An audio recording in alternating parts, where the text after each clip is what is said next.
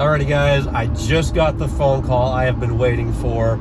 I've been telling you guys about this for months, like literally. It is June 28th right now, and I started this whole process back in like October of 2021, so that's like 8 months ago. Parts delays have been just killing us on this project, but the race motor for the UglyTruck has finally made it back to Utah. All the machine work is done. I'm going to show you all the parts we got in just a second, but Fastenal just called me at like 2:20 and they close at 3, so I'm rushing down there to pick this thing up because I do not want to wait another minute. I can't wait to get our race engine back, so stay tuned guys. Today's going to be awesome.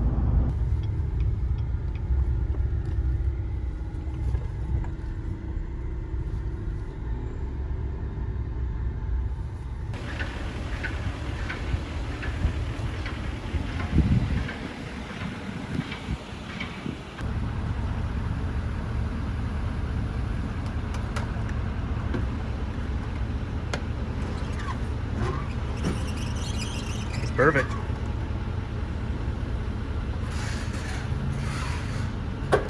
Alrighty, we made it with like 5 minutes to spare. We have the crate loaded up. We're in the truck on the way home.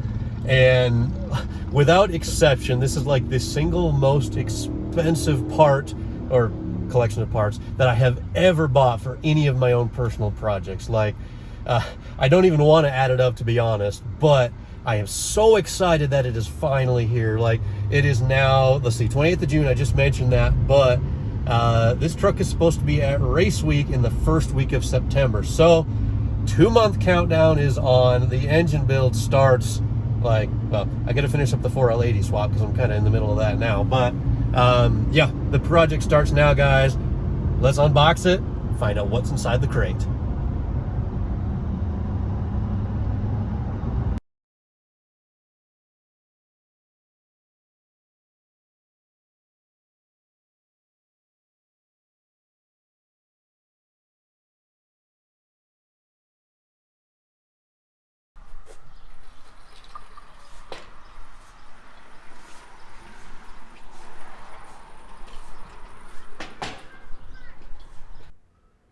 All right guys, here it is. These are the parts that are gonna build us a 1,500 horsepower big block Chevy that'll hopefully propel the UglyTruck deep into the 8-second zone in the quarter mile. If not even faster, maybe, just maybe, we'll get ourselves a high 7 once this project is all said and done. But of course, we've got a lot of work to do on the rest of the truck, aside from just building the engine to get us there. Pretty much we're gonna rebuild the entire truck front to back before we ultimately reach our goal. But in terms of the power plant, this should be everything that we need. I don't have any plans on changing the engine after this, unless of course we go completely crazy, but that's like 4 or 5 or 6x cost sort of thing.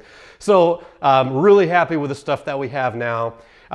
This is all technically Gen 7 big block Chevy stuff, so it really shares not a lot in common with the traditional big block stuff that you're probably used to, you know, the Mark IV, the Mark V, and the Gen 6 stuff. The Gen 7 is completely different. Some people consider it to be a big block LS. Now, they came out in the same era as the Gen 3 LS did, you know, and it looks similar. It has coil and earplug ignition, and it actually shares a lot of the same sensors and things like that, and the cylinder heads have a cathedral port, just like the Gen 3 truck motors did, but really, there are no hard parts that'll interchange between the two. Right now in the UglyTruck, we're running a Gen 7. It's an 8.1 liter. There's a factory heavy-duty truck motor that they used, you know, from like 2001 to 2007. And depending on who you ask, well, the stock truck motors are actually very, very weak. And that's kind of why we're not using any factory parts in this build, actually. Everything that you see here, all the important hard parts, are completely aftermarket, including the block.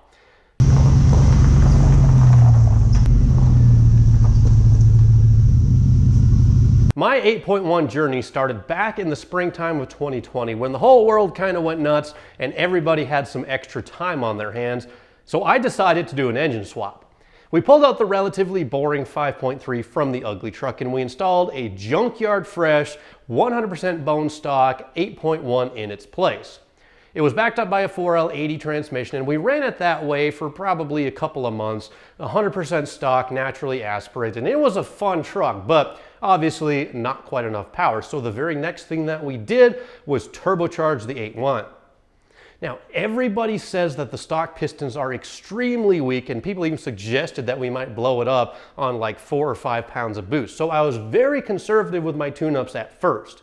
I did a few races at around 5 or 6, 7 PSI and the truck did okay. I think it made like 480 horsepower and 620 pounds of torque at first, which was fun. But again, after a while that just kind of gets old and you want to push the limits. So a little bit later on that year, we swapped the wastegate spring and we ran 10 or 11 PSI, and that seemed to work just great. So then we turned it up even further to 14 or 15 PSI, and eventually the most boost that we've ever run on this thing was like 17.5 pounds, and that's what it took to get the 5,200 pound UglyTruck into an 11-second quarter-mile pass in Bandimere, Colorado.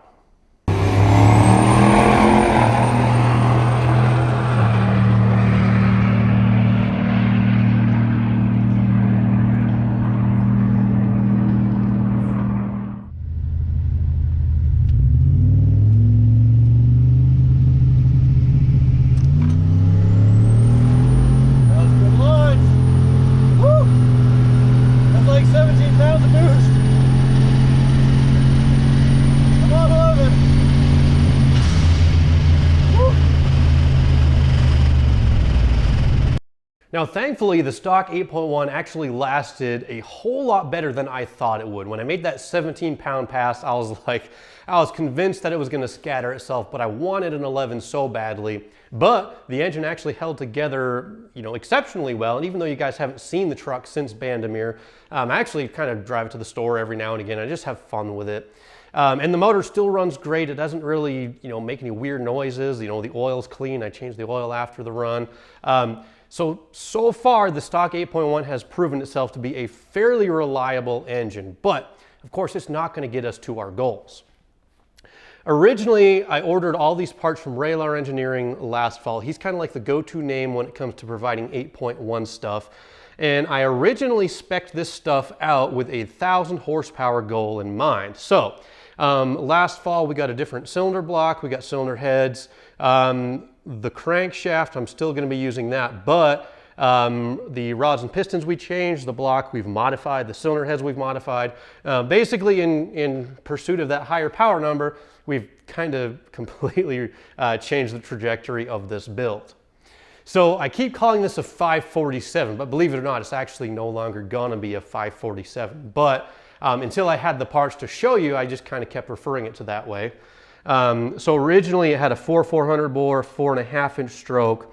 Let's see, 547 cubic inches with a compression ratio of 9.49 to 1. That's kind of what I spec'd out. It's just a little bit more compression than the stock engine, and just for reference, 4.25 bore and 4,370 stroke for the bone stock 8.1 stuff. So I kind of felt like a 9.5 to 1 compression engine would be a good streetable combo. We could make a fair amount of power and torque naturally aspirated. And then of course, when we turbocharge it, we'll make even more. I think if the math works out here, this engine ought to make about 700 horsepower naturally aspirated, maybe, which I think would be awesome. Then of course, when you add 1 atmosphere of boost on top of that, in theory, that'll get to about, double that. So we did, however, change our recipe from all the parts that we got, just kind of in the name of durability and strength and longevity. So originally the 4,400 bore, we decided actually to downsize that to a 4,350 just because it'll leave a fair amount more material in the cylinder walls to be stronger. And because we were going with a smaller bore, obviously we had to get a different piston. So we ordered different pistons and a stronger material. I think they're the 2618 alloy now instead of the 4340 or whatever. But so we got the stronger alloy forged aluminum piston, and the new, just so you guys are kind of on the same page, the new specs for the setup: 4,350 bore, 4,500 stroke. That gives you 535 cubic inches, 8.76 liters for you metric guys. It gives a static compression ratio of still 9.49 to 1, but that did require a 12cc dish on the new pistons instead of the 15cc dish on the old pistons. But because you're kind of ordering things custom, you can spec out exactly what you want. And like I said, for a street strip engine, I figured about 9.5 to 1 is a good conservative compression ratio. We probably could have gone even higher, to be honest, because the truck will probably be on E85. But that's another conversation for another time. Anyway, let's start with the block, because that's probably the one piece that we made the most changes on. So this block did come from PSI. They're a company that actually makes like generators and hydraulic equipment and pumps and stuff like that. I think the block is actually produced by a World Products, but it's made specifically for PSI, Power Solutions International. And these are normally 8.8s when they're sold to the generators and stuff like that. But let's go over the changes that we made real quick to the block. We had it final bored and honed to the 4350, like I said, so that's not a huge change. We actually oversized the stock head bolts. These are normally a 10 millimeter, which is like 3/8 of an inch, which is kind of small, especially when we're pushing power numbers like this. Now, yeah, there are 6 head bolts per hole, but you know, 2 are shared. But instead, we oversized them to a 1/2 inch fastener. So we've got huge head studs, 1/2 inch with 6 per hole. We also, let's see, we oversized the lifter bores. I'll talk more about that in a second, but these are now like a 906 lifter bore. No idea what the stock ones are.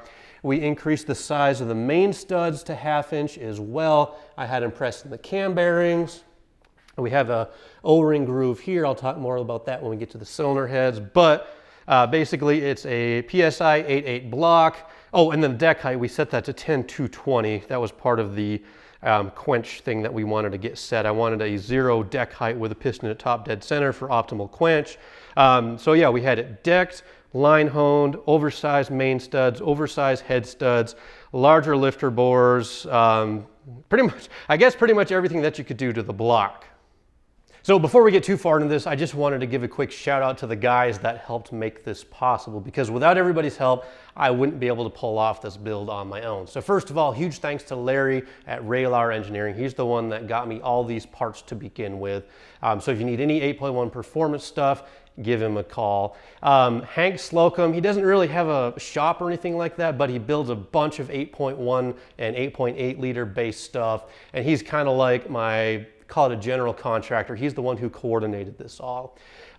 Josh and the crew at Valley Cylinder Heads down there in California, he's the one that took care of all the head work. I'll show you that in just a second. And then I believe it was Rich and Jeff at S&S Automotive. They're the ones that handled a lot of the machine work. And then finally Gromm Racing Engines, also in California. All those guys helped out with this build. So anyway, huge shout out and thank you to all those guys. Everyone I listed has experience with this 8.1, 8.8 Vortex stuff and just engine building in general.